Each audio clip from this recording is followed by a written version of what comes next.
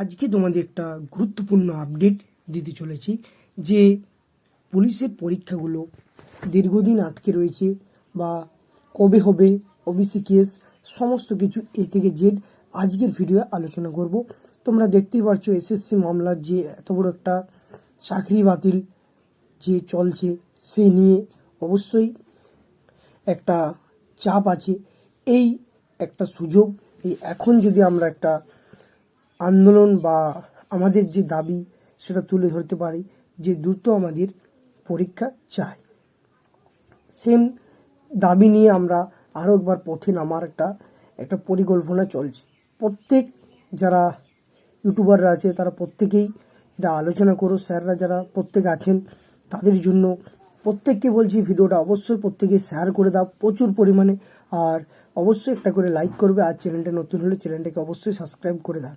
কারণ একটা জিনিস বুঝো যে এই একটা সুযোগ, এখন অনেকটা চাপ আছে, রাজ্য সরকার বলো সমস্ত ব্যাপারে এই দিক থেকে একটা চাপ রয়েছে। এই একটা সুযোগ, এই একটা দাবি আমাদের যে এরকম কারাপশন চলছে, এই সুযোগে আমরা যদি আমাদের দাবি তুলে ধরতে পারি অনেকটা হেল্পফুল হবে এবং দ্রুত পরীক্ষা নেওয়ার একটা সম্ভাবনা থাকবে।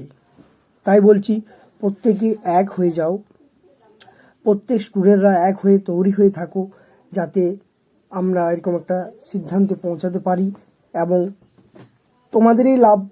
পরীক্ষা যদি দ্রুত নেওয়া যায় তাহলে তোমাদেরই ভালো।